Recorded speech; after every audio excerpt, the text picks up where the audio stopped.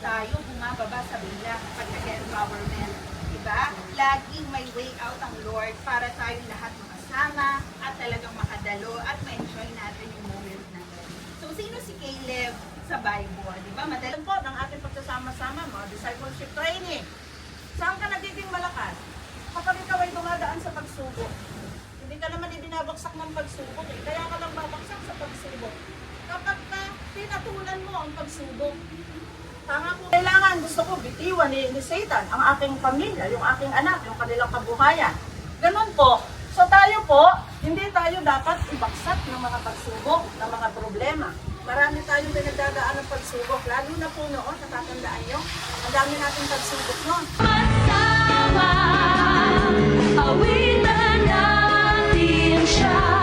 Sama-sama, itataas ang ngalan niya. Sama-sama, buong lakas, buong sigla. Sama-sama, sama-sama isisigaw. Buong lakas kong isisigaw. Yeah! Sama-sama isisigaw. Purihin siya. Aawitan, pupurihin ang pangalang Jesus kailan pa man. Aawitan, pupurihin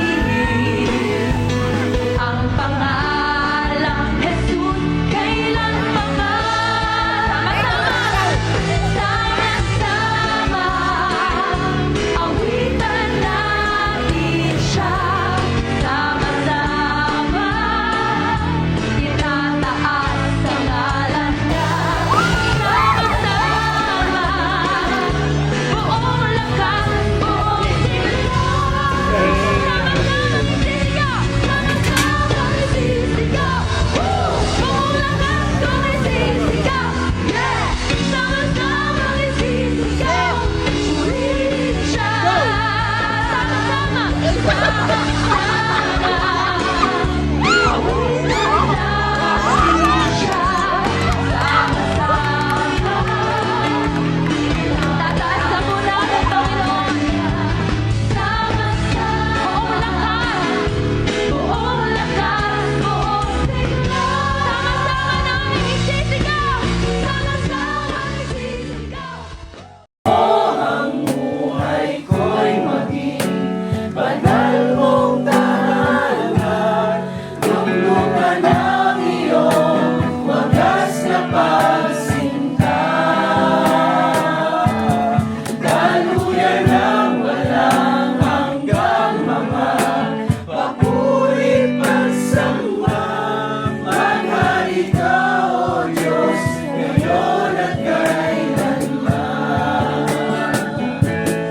Ito lang ang plano natin, pero ang plano ng Lord ay isang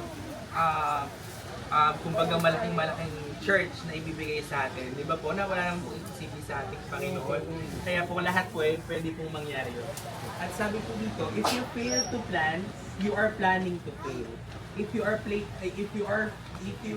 fail to plan, you are planning to fail. Pag na daw tayo na